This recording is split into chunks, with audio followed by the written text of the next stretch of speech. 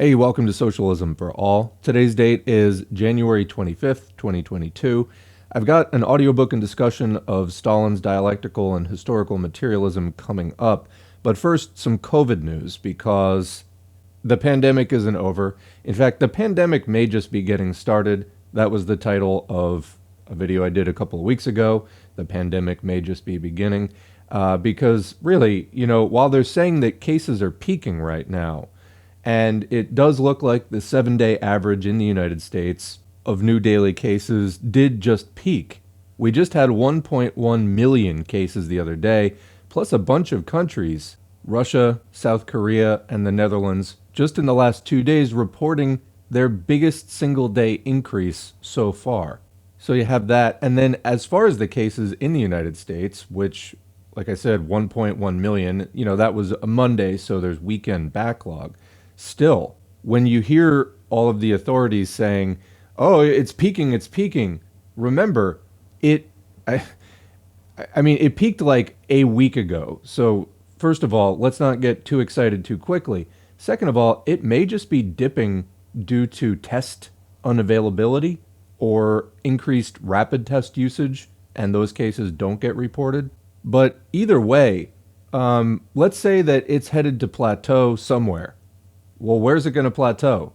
We don't know yet. So if you look at last winter compared to where it sort of leveled off going into the spring, it leveled off at about 28%, so we'll just say a quarter. Well, what's a quarter of 800,000, which is about where the average peaked? 200,000. So do we think that 200,000, which was about the peak last winter, and, if you looked at the graph of the pandemic daily cases up to that point, that dwarfed everything else. If it winds up just plateauing there, and again, we have no idea, it might plateau at 500,000 new cases a day. We don't know. And as far as new variants, these are ideal conditions for new variants to emerge. How do new variants emerge? Well, they're mutations of the existing virus. And when do mutations happen? Mutations happen by chance anytime that replication occurs. So particularly in people who are unvaccinated, because the body, it takes longer for an unprimed immune system to fight it off. So you have higher viral load for a longer amount of time. Your body's basically just incubating the virus and just, you are a factory of the virus for a longer period than a person with the immunity from the vaccine. Okay, well, so basically you're breeding possibly new strains of the virus. So when did the last variants emerge? There are variants emerging all the time, but basically we got Delta out of the massive winter bump last year. The bump in cases, that is. So basically over the winter, you have, many, many cases of coronavirus. People have closed windows and they're breathing recycled air and they're catching the virus a lot. And, the virus replicates and boom, it mutates into something advantageous to the virus. So we got Delta out of that. And again, there are other mutations which have arisen. They're just not significant, so they don't become dominant. They don't, become variants of concern because they're, lateral mutations off of the original that don't really take root. They don't have an advantage over the existing variants. And then how did we get Omicron? Well, out of the Delta wave. If you look back to the fall, there was a big spike of Delta going on since the late summer. More cases equals greater chance of new variants emerging. And, again, once in a while, one of those variants is going to be a significant problem. So we don't even know yet what is going to come out of the Omicron thing. It may be here already and just hasn't shown itself to be a major problem. Or it might be arising 3 weeks from now. We don't really know, but you're really rolling the dice. It's kind of Russian roulette, just letting it rip. Not just for the immediate effects of people are going to catch it, get sick, maybe die during the acute phase, or, if the acute phase resolves without death, you can have organ damage and all the various problems, fatigue, brain fog, nerve problems, heart problems, lung problems, kidney problems, liver problems, that emerge during what is known as long COVID, which we have covered a few times on the channel, including diabetes, increased chance of diabetes, both type 1 and type 2 in children. So, letting it rip has a lot of inherent health problems just for the infection, even if you don't get a new variant, but it is also prime breeding grounds for a new variant.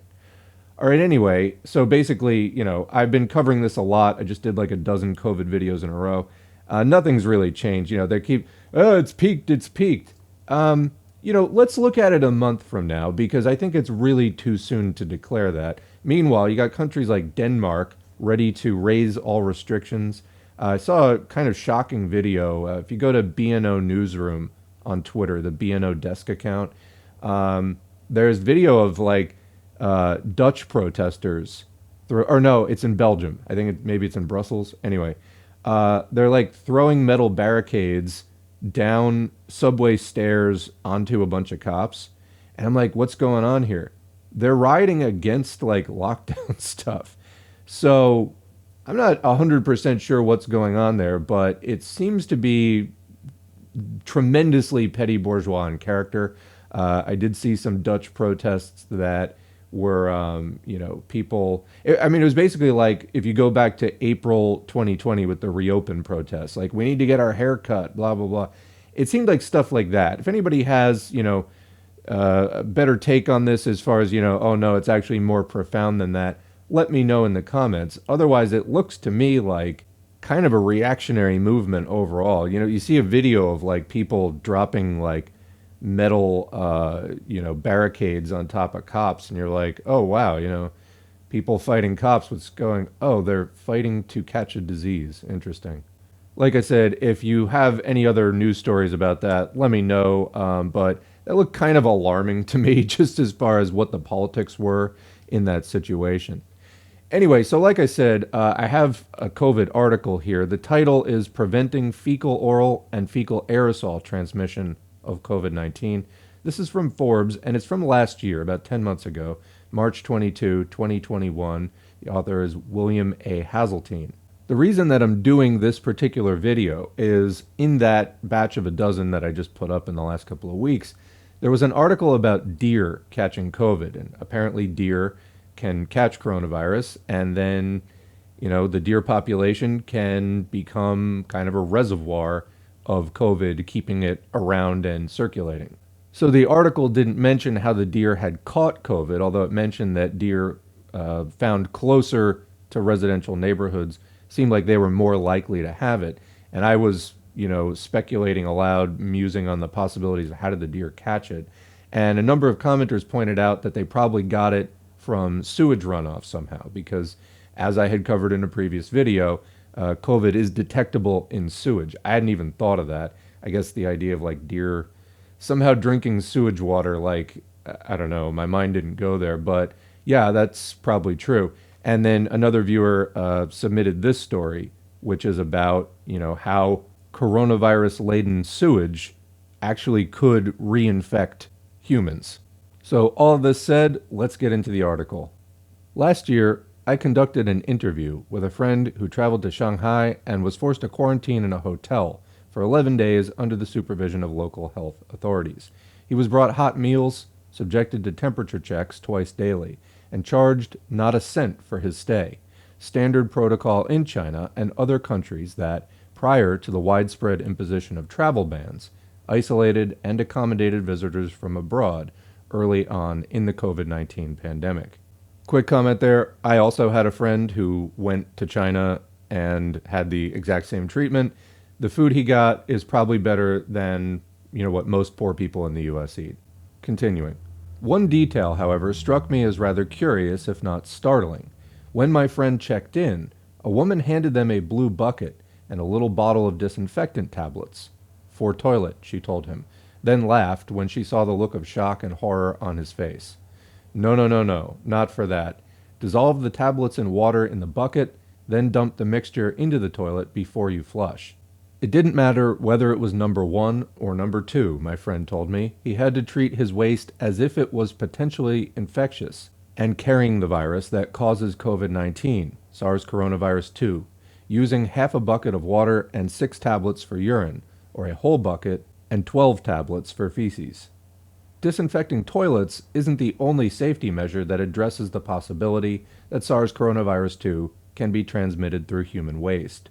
More recently, China has been heavily criticized, particularly by the Japanese government, for using anal swabs to test incoming travelers for COVID-19, either instead of or in addition to the traditional nasopharyngeal swabs. Those are the swabs that go into your nose and the upper part of your throat between your nose and your mouth, your pharynx. These interventions, like most that China has implemented to contain further spread, may be extreme, but the rationale behind them isn't. Evidence not just from the past year, but the original SARS pandemic, shows that SARS coronavirus 2 infects the intestines and colon, and from there spreads to others, traveling from the toilet to the sewer to the water we use and the air we breathe. One reason why sewage surveillance across cities and within neighborhoods has become so commonplace. Pathogenesis and severity, SARS coronavirus 2 in the gut. While it's true that respiratory symptoms are far and away the most ubiquitous sign of COVID-19, the prevalence of gastrointestinal symptoms is often underestimated. Diarrhea, which occurs in 20 to 25% of COVID-19 patients, is the most common, but nausea, vomiting, and abdominal pain are reported with relative frequency as well. More serious symptoms like acid reflux, gastrointestinal bleeding, constipation, and hematochezia, also known as blood in stool, are a rarity, but not so rare as to be total outliers. Quick comment there, the hematochezia, the blood in the stool, there's kind of two major types of blood in the stool, I would say. There's when the stool looks like black, tarry, really dark. That tends to be older blood from further up in the digestive system. The hematochezia refers more to like when there's red, fresh blood, usually from lower, like a more recent, if you're thinking of how food and waste matter goes through your intestines from closer to when it comes out. That's why it's still red. Anyway, continuing, other respiratory viruses, like influenza and even SARS coronavirus, also cause their share of gastrointestinal symptoms, though why exactly this is the case isn't certain. Diarrhea, for example, is a symptom shared by SARS, MERS, and COVID-19. Early studies of SARS coronavirus 2 speculated that the virus could infect organs beyond the lungs, a theory corroborated by experiments involving organoids that showed how it could spread to the bloodstream in the kidneys. Using gut organoids, one such experiment found SARS coronavirus 2 to be capable of replicating in the intestines, supporting the notion that the virus not only reaches our gut tissues, but damages them as well, hence the gastrointestinal discomfort many COVID-19 patients experience. But organoid experiments are ultimately limited in their ability to simulate virus-host interactions, offering insight into only one system at a time, rather than the complex whole. Quick comment there, organoids, what are those? This is kind of an interesting thing. They're a fairly recent development, like in the last 15 to 20 years. Basically, if you want to study the effects of a chemical or a pathogen on tissue, you would be fairly limited in the past in terms of putting some tissue into a culture and figuring out what's going on there. But actually, what they do with the organoids is they take stem cells or other kind of cells that can differentiate into the cells of a particular organ, lung, liver, intestine, whatever. And they actually get them to start forming like a three-dimensional, like whatever that organ is. So you're able to see then, by introducing, say, a virus in this case, to that organoid, a little bit more of how it interacts with, the actual organ. Of course, it's not the same as doing that research in a whole organism where you get the whole immune response and all the blood flow and all the things that you would expect, to find in an organism, all the interplay between all the different systems. However, it is a step up over previous types of in vitro, that's not in a living organism, research. Okay, continuing. A more recent study, published in Nature last month, so that would be February 2021, looked across the existing literature on gastrointestinal symptoms and attempted to extrapolate their causal mechanism, though this proved to be difficult. For diarrhea alone, the possible explanations ranged widely. It could be osmotic diarrhea caused by an inflammatory immune response that extends to the gut. It could also be more indirect than that, caused by changes to the gut microbiome, specifically its bacterial composition, that trace back to inflammation of the lungs rather than the gut itself. One question that has beleaguered scientists and doctors almost since the pandemic began is why the virus persists so long in some COVID-19 patients and not others. I speculate that infection and damage to the gut might have a part to play in such cases of persistence, in which case a symptom like diarrhea or gastrointestinal bleeding would represent only the tip of the iceberg of more extensive damage. Quick comment there again. It's a really interesting article. Your gut microbiome. So you have a microbiome. There are more non-human cells in your body than there are human cells. A lot of them are in your gut. Some are on your skin, some are in your mouth, but a lot of them are in your gut. They make neurotransmitters like serotonin. They influence our behavior and mood. They do all kinds of things. So when this author states that, something like diarrhea or gastrointestinal bleeding representing only the tip of the iceberg, that's very true. Your microbiome is hugely important, particularly your gut. So when you get people who are like, let it rip, 0.01% chance of death. I mean, first of all, that's wrong to begin with. Like, anytime you hear somebody spouting COVID statistics that they read on Facebook, usually they're wrong. But then beyond that, it causes massive damage in your body that is going to affect you for quite a long time, maybe increasing your chances of all kinds of other diseases. So, I did an article about the effects on the immune system. We've read about the chance of children getting diabetes, either type, being dramatically elevated. This is not something you want to mess around with. All right. We're researchers to conduct studies that deepen our understanding of the gastrointestinal symptoms triggered by COVID-19. Doctors would be better able to treat them in clinical settings. This raises another question, whether or not manifestation of these symptoms can be linked to the severity of disease. At least one study, published in December 2020, has concluded, based on multivariate analysis, that's analysis using more than one variable, that this might be the case, though other studies found no statistically significant correlation. A more explicit, yet less obvious link may exist, however, between critical cases of COVID-19 and interleukin-18, an inflammatory cytokine that appears primarily in intestinal cells and plays a critical role in lung diseases, like asthma and chronic obstructive pulmonary disease. Comment, we covered cytokines back in the article about COVID and the immune system. This was on a scientific study that showed that people experiencing long COVID often had missing naive B and T cells, which are major critical parts of your immune system, as well as heightened levels of inflammatory markers. And we're talking like 8 months out from diagnosis. So the virus persisting in the body is one possible explanation of that. But whatever the cause is, these processes go on for potentially many months after infection. All right, continuing. When an overreaction of the immune system, known as a cytokine storm, occurs in someone sick with COVID-19, it can lead to the onset of severe pneumonia or death. Studies show that the fecal samples of people who test positive for COVID-19 have higher interleukin-18 levels than those who don't.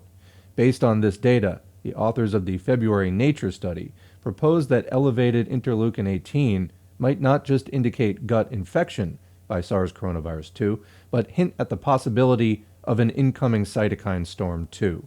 If their conjecture is correct, drugs that block interleukin-18 might be of use to doctors treating critically ill COVID-19 patients. So comment there, as I mentioned, we did cover cytokines before. Cytokines can have direct effects on tissue. They also stimulate certain cells within your immune system to go and do their job, whether it's producing antibodies or whatever.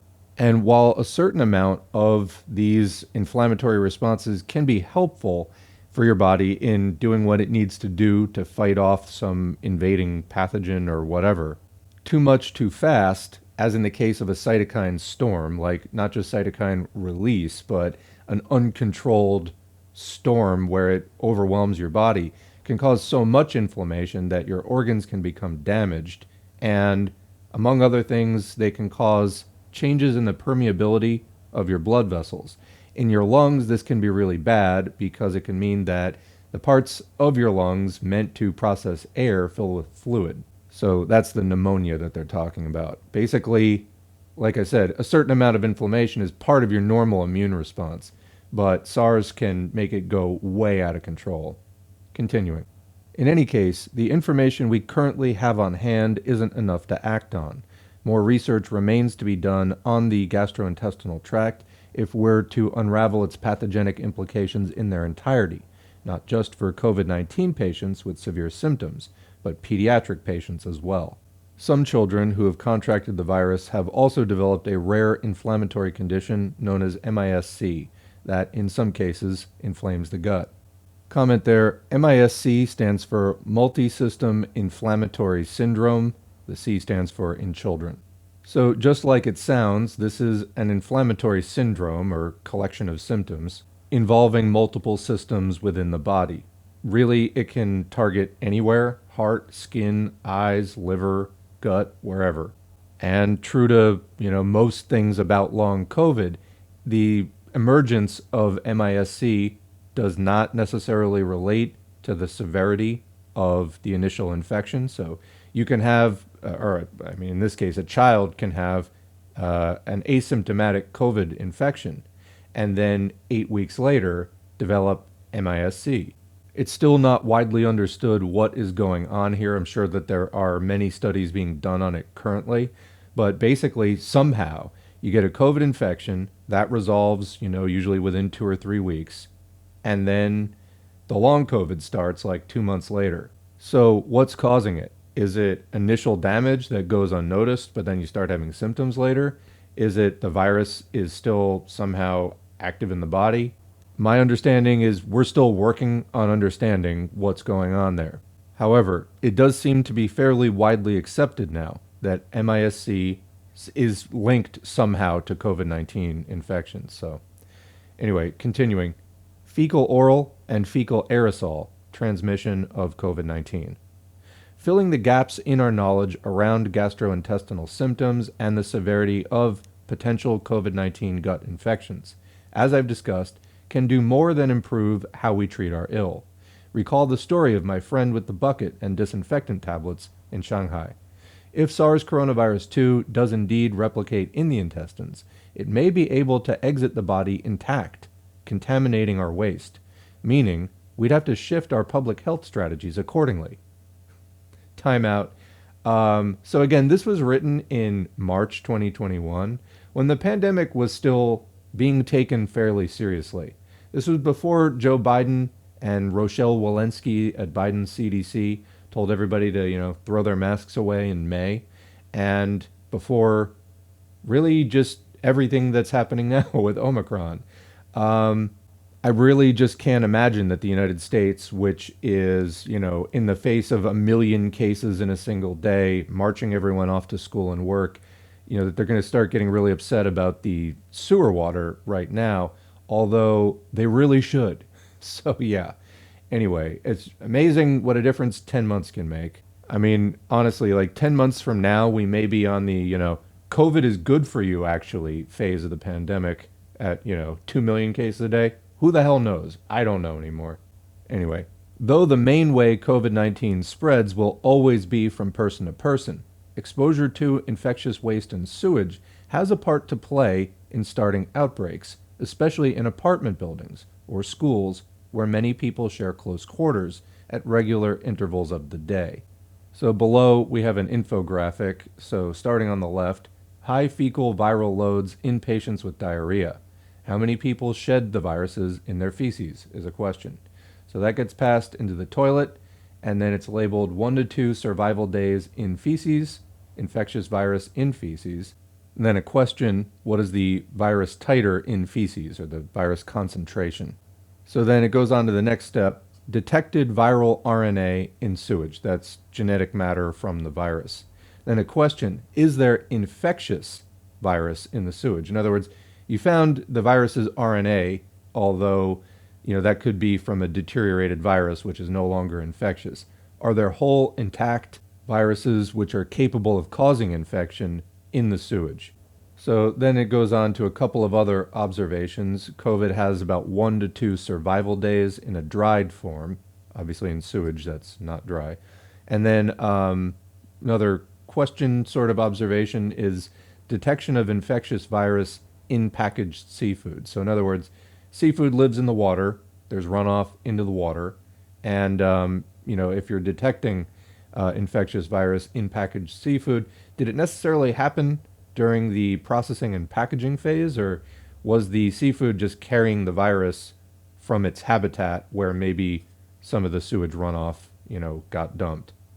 Then it moves on to, is there sufficient concentration of the virus for subsequent transmission from the dried form or seafood or some other avenue that gets affected by the sewage? Is it enough to infect somebody?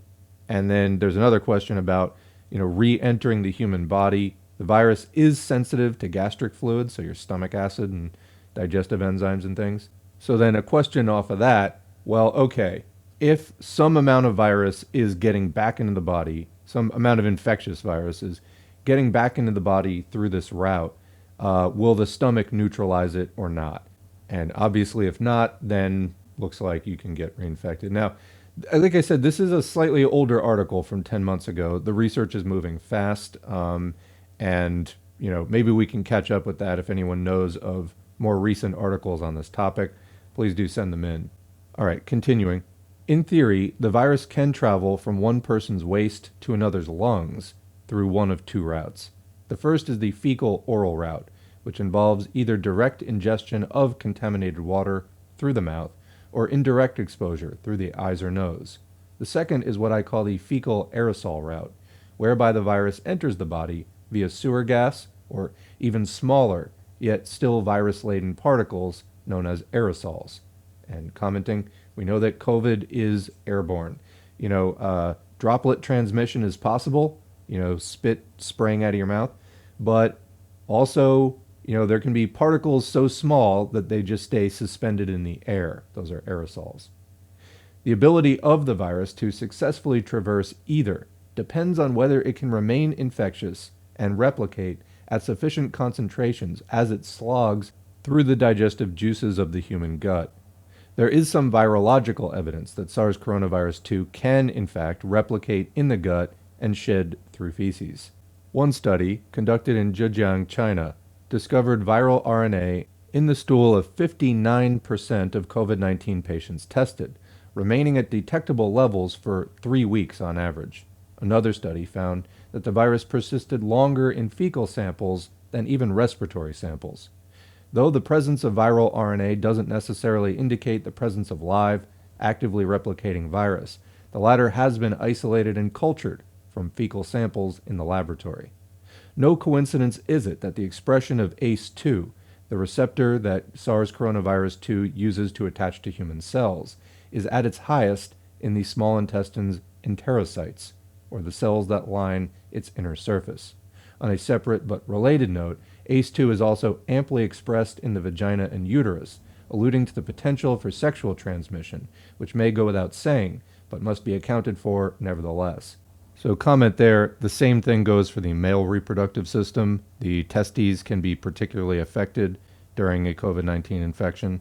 And also, just while we're on the subject, you may have heard ACE2 receptors being thrown around a lot during COVID because those are the receptors where COVID tends to bind, and that's how it gains access to cells actually infecting them.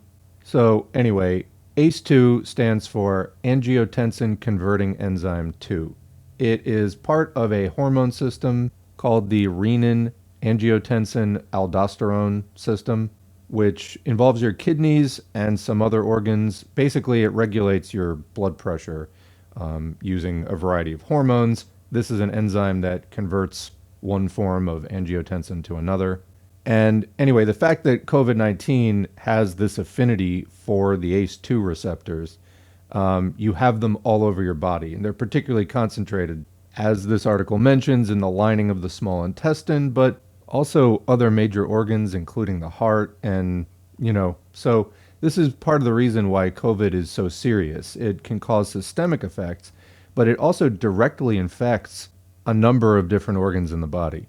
So we have another graphic here. This is figure 4. It starts with SARS coronavirus 2 on the left side, and then it shows it gaining access to the lung epithelium. That's the lining of the lung. And then you can see there that that process causes the release of a bunch of inflammatory compounds, the interleukins and other things. You can also see that it infects the gut epithelium, again through the ACE2 receptors. And it also affects the blood vessels. So yeah, that's an issue, the lining of the blood vessels. Okay, we don't want this. We don't want inflammation in the blood vessels. So it shows a couple of different responses. So vasculitis, that's irritation. So we see increased permeability. Remember I was talking about that before, causing the pneumonia when you get leaky blood vessels. Fluid can get out of the fluid channels and into other tissues where it doesn't belong. And you can get cell death in the blood vessels and a variety of other things. And it also shows COVID causing vascular thrombosis and thrombus release. So what is that? Thrombosis is basically clot formation, clotting. Thrombus is a clot. And again, like the inflammation, a certain amount of this in the right place can be a vital part of the immune system and the body's self-healing. However, getting clots where you don't want them or don't need them is not a good thing. So it shows here, the formation of a clot, and then the thrombus release means the clot is circulating. And will the clot lodge somewhere bad and block blood flow? Let's hope not, but it could. So yeah, as far as this being just the sniffles or it's just a cold, no, it really isn't. Anyway, continuing. Fecal-Aerosol transmission. According to a research paper published in Annals of Internal Medicine in December 2020, was suspected to be the cause of a COVID-19 outbreak in a high-rise apartment building in Guangzhou, China, that infected at least 9 people across 3 separate households. Prior to the outbreak, one of the families had traveled to Wuhan, the original epicenter of the pandemic. The other 2 had not, nor did they have any close contact with the first family in the weeks leading up to the symptom onset. In addition to swabbing the infected residents, researchers who investigated the case collected environmental and air samples from their private residences and common areas, including elevators and ventilation outlets on the roof. Comment. What I wouldn't give to live in a country that takes public health seriously like this is amazing. Anyway, almost all of the environmental samples that came back positive were from the master bathrooms, giving the researchers reason to believe that the drainage pipes connecting the 3 units were to blame. So commenting, I'm glad that they covered this because this is really interesting. I've seen this before in other articles. I wish that they had put a diagram of it because it's a little easier if you're looking at it. But basically, you have an apartment building with, bathrooms, let's say 1 through 10. If they all connect to the same drainage pipes, it's possible for sort of off-gassing, of products that go down bathroom 1's drain pipe into the main to come up in other, say bathroom 8's toilet. I'm not a plumber, so don't ask me to explain it in any more detail, but basically they showed a diagram of I guess some places have, this type of setup, and it is a possibility, and they think that COVID was spreading this way in particular buildings. So continuing, if fecal aerosol transmission was the source of the Guangzhou outbreak, it wouldn't be without precedent. In 2003, a much larger outbreak of SARS, the first human coronavirus pandemic, infected more than 300 people living in Amoy Gardens, a large apartment complex of about 15,000 residents in Hong Kong. The team of experts dispatched to contain the spread, which happened virtually overnight and ultimately killed 42 people, traced it back to 2 causal factors. The first was the index patient, or patient 0, a 33-year-old man who actually lived in Shenzhen but frequented his brother's Amoy Gardens apartment, and once he got sick with SARS, had explosive diarrhea. The second was the complex's defective drainage system, which dried up the toilets of many residents, most of them in Block E, the building that ultimately had the most deaths, forcing them to resort to bucket flushing. Exhaust fans installed in the bathrooms for ventilation purposes may have unwittingly contributed to the spread of viral particles as well. Looking over this wide-ranging body of evidence, it becomes clear that our lack of understanding of how SARS coronavirus 2 interacts with the human gut and transmits itself through human waste isn't due to their unimportance, much as we all want this pandemic to be behind us. Expanding and deepening our knowledge of the virus that caused it is the only way we can prevent it from happening again. Huh, you think? I am so frustrated, I can't even tell you. It's just every day watching 800,000 or a million cases of COVID, and the government's like, oh, you could wear an N95, but they're uncomfortable. Meanwhile, you have in China, they're like, should we fix all the toilets in the country? I'm exaggerating slightly, but I mean, they're actually taking it seriously. I'm just beyond frustrated with how the United States, and I mean, I'm not in Europe, but obviously how most of Europe seems to be dealing with it from the things that I've read as well. It's insane. I had a lot of plans for this year, plans that I have had to push back significantly, hoping that, either there's a better vaccine, like I got the vaccine and the booster. We know that it wears off after like 5 or 6 months. So, maybe there'll be something more permanent. That would be great. Sort of a set it and forget it. I would love that. That actually, like really reduces the risk of breakthrough cases even more. As I've said many times, get the vaccine unless your healthcare provider specifically tells you personally otherwise for some, condition that you have. But I mean, otherwise get it, get boosted, all that stuff. It's a tool that we have. But as I've said before, the vaccine, it's like a seatbelt or an airbag. You still have to pay careful attention when you're driving. You can't just be like, I don't care if I get into an accident because I got a seatbelt on. It's like, okay, but yeah, you don't really want it to come to that though. Anyway, yeah, like I said, I had to cancel a bunch of plans. Now I'm back in limbo after, in 2020, I stepped way back. I took it super seriously. Didn't go out, as many of us really didn't. And 2021 started making baby steps back in the world, like did a small amount of traveling, wore the mask everywhere. And I was like, okay, well, maybe I can, learn to live with this level of risk. Obviously, I would prefer if the U.S. would, curb the spread even more. But I was starting to get used to the risk level. And like, yeah, there was a risk and I had to be really careful. But I was like, okay, it's been almost 2 years. Like, I'm learning to deal with this. Boom, Omicron. I was just like, you know what? Fuck this. Like, seriously, fuck this country. I swear to God, because we have this decentralized, privately owned economy. The government can't seem to, or doesn't want to, force business owners to make the upgrades to their facilities or make them close down. So we're just in this sort of anarchic, everybody for themselves kind of moment. And when you have a virus that can, knock out your immune system for 6 or 8 months and is as contagious as measles, like, what the fuck?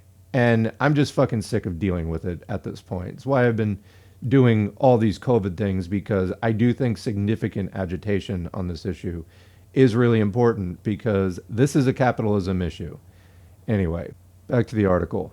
Looking over this wide-ranging body of evidence, it becomes clear that our lack of understanding of how SARS coronavirus 2 interacts with the human gut and transmits itself through human waste isn't due to their unimportance.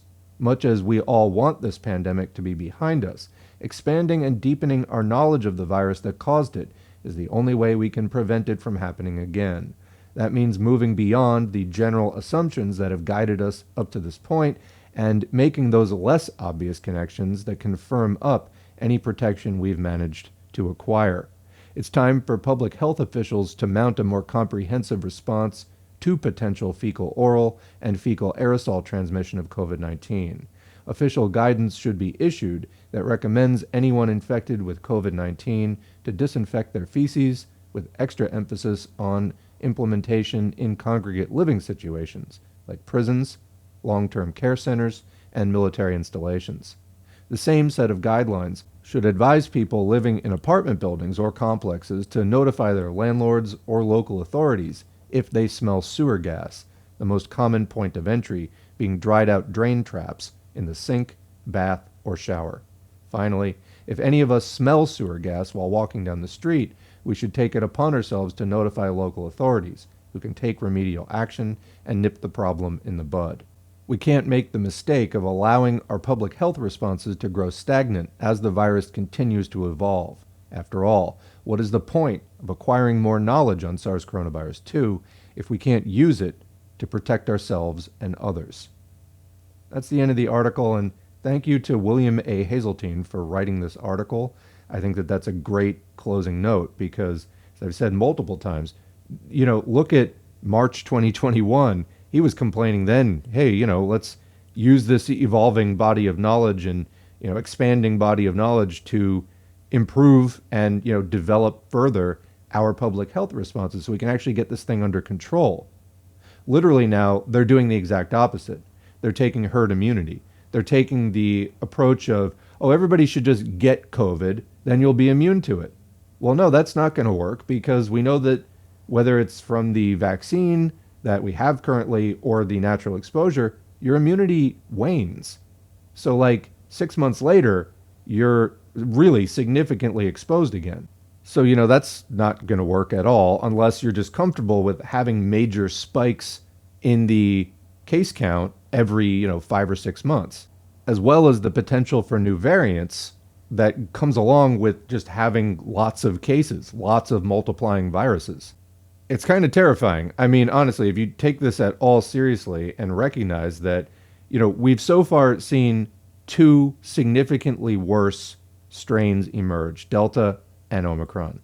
Do we want another one? Do we want another one after that? If the answer is no, then we need to use the scientific knowledge to inform public policy. But again, like I said, what's the limiting factor? Capitalism. Profit comes first. The economy is decentralized and in private hands. Moreover, those private hands have economic interests which are diametrically opposed to the vast majority of the population, the working class. What's good for them is bad for us. What's good for us is bad for them. And that's the major fault line set up by this class system. I mean, we already see any time that science does not support greater profits, it's discarded. That's what's happening here. Anyway, I'm going to leave it at that. I'm sure that this, got your brain going. Share your thoughts and questions in the comment section below. We'll continue the discussion there. Otherwise, thanks for listening. Thanks to the current patrons whose names are on the screen. If you'd like to get your name on the screen, head to patreon.com/socialismforall. You can sign up for any amount from $2 and up. If you'd like to help out without making a financial contribution, liking, sharing, and subscribing all help to boost the channel, help to expand the audience, as well as leaving comments. Even if it's just good video or thanks, it's good for the algorithm. Back in the real world, join an organization. All the agitation and education in the world amounts to nothing if we don't get organized and active. Try to find a healthy, active org in your area doing the kind of work that you would like to see furthered, or start a project of your own. If you have an idea and the comrades and resources to get it going, go for it. It's always nice to have the positive news of, oh, this cool thing just started and they're doing some good work. Thanks again, and we'll catch you in the next video.